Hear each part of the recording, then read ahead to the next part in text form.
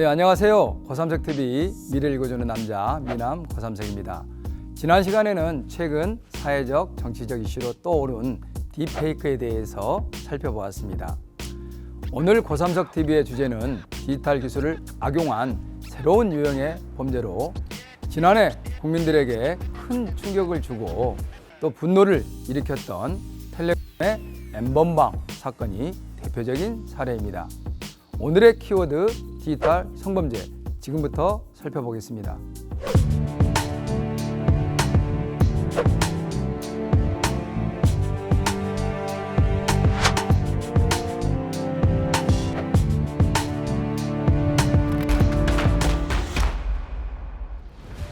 어떤 행위가 디지털 성범죄일까요? 네, 디지털 성범죄는 컴퓨터와 같은 디지털 기기와 SNS 등 정보통신기술을 매개로 온 오프라인 상에서 발생하는 성인지, 즉 젠더 기반의 폭력을 말합니다. 동의 없이 상대의 신체를 촬영하거나 또 그러한 촬영된 영상물을 유포하는 행위, 그리고 유포하겠다고 협박하는 행위가 디지털 성범죄입니다. 뿐만 아니라 디지털 성범죄물을 저장, 즉 다운로드하거나 그것을 이용하는 것도 성범죄에 해당합니다. 디지털 성범죄가 심각한 사회 문제가 되면서 그러한 영상물을 단체 대화방에서 단순히 시청하는 경우도 디지털 성범죄에 해당할 수가 있습니다. 그 외에 사이버 공간에서 타인의 성적 자율권과 인권권을 침해하는 그러한 행위가 모두 디지털 성범죄에 포함이 됩니다. 그렇다면 디지털 성범죄물에는 어떠한 것들이 있을까요? 디지털 성범죄에 악용이 되는 디지털 성범죄물은 크게 네 가지로 지금 분류가 되고 있습니다. 첫째로 몰카라고 하는 변형된 카메라로 촬영된 영상물이 있습니다. 주로 탈의실이나 화장실에서 볼펜이라든가 라이터와 같은 일상용품으로 위장된 그러한 몰카, 이러한 것들로 촬영한 불법 성적 촬영물입니다.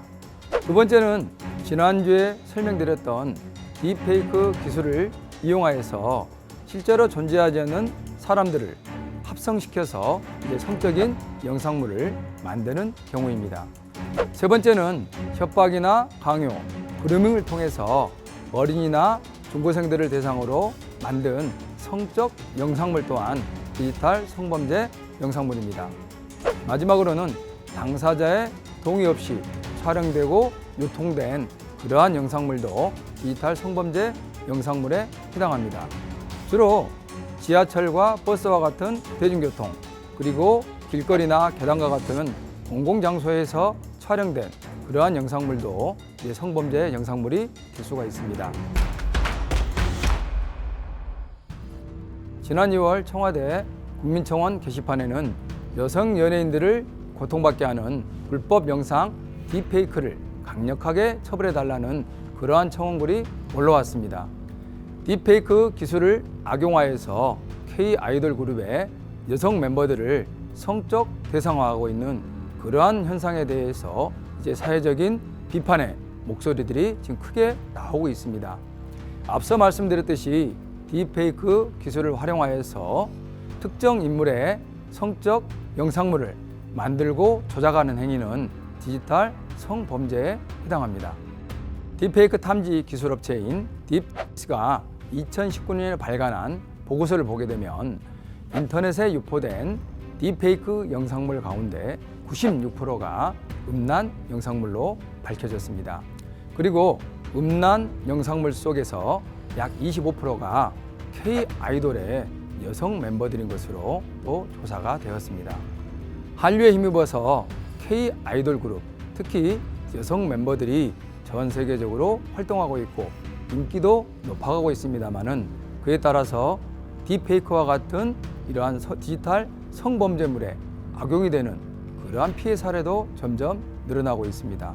그뿐만 아니라 최근에는 일반 여성들을 대상으로 하는 딥페이크 성적 영상물을 만들어서 유통시킴으로써 피해자들이 많이 발생하고 있습니다. 네, 그렇다면 디지털 성범죄가 왜 심각한 문제일까요? 2018년 문화체육관광부가 일반 국민 1,047명을 대상으로 디지털 성범죄에 대한 국민들의 인식조사를 한 바가 있습니다. 조사 결과를 보게 되면 응답자의 96%가 우리 사회의 디지털 성범죄가 심각하다고 응답을 하였습니다.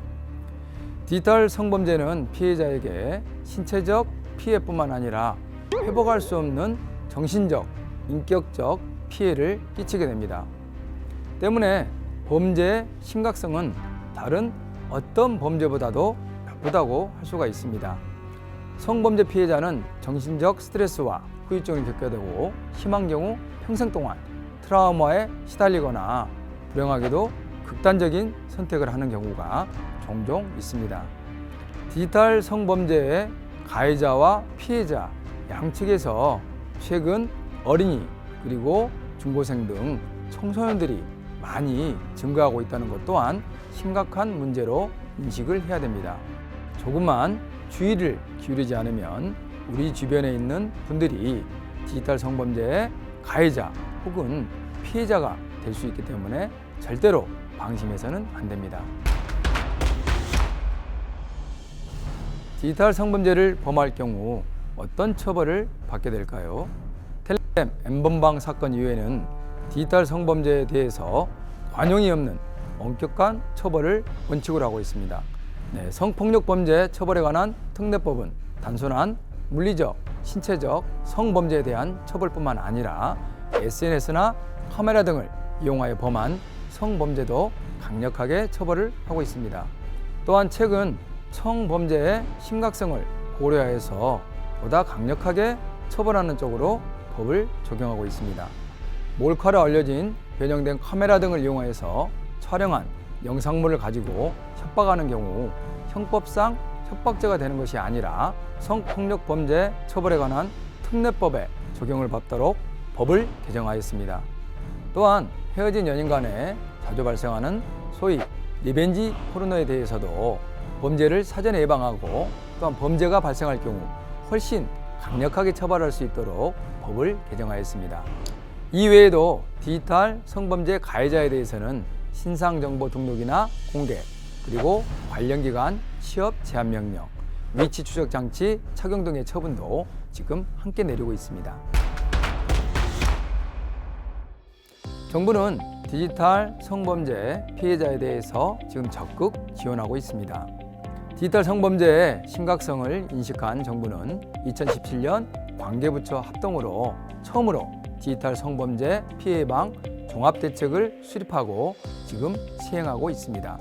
정부 정책의 원칙은 가해자에 대한 처벌은 무겁게 그리고 피해자에 대해서는 확실하게 보호한다는 그러한 원칙을 가지고 있습니다. 디지털 성범죄에 대응하기 위해서 변형 카메라 판매 규제부터 피해자 지원까지 디지털 성범죄 전반에 대해서 약 22개의 개선 과제를 수립해서 현재 추진하고 있습니다. 이 대책에 따라서 디지털 성범죄 피해자 상담 및 디지털 성범죄 영상물 삭제와 관련된 지원 업무, 그리고 수사를 지원하는 업무, 피해자에 대한 법률적 그리고 의료 지원, 그리고 일부 생활에 대한 지원까지도 지금 현재 하고 있습니다. 오늘의 한 줄 요약입니다. 디지털 성범죄물 생산과 유통, 그리고 소지와 이용도 범죄입니다. 지금까지 고삼석TV 미래를 읽어주는 남자 미남이었습니다.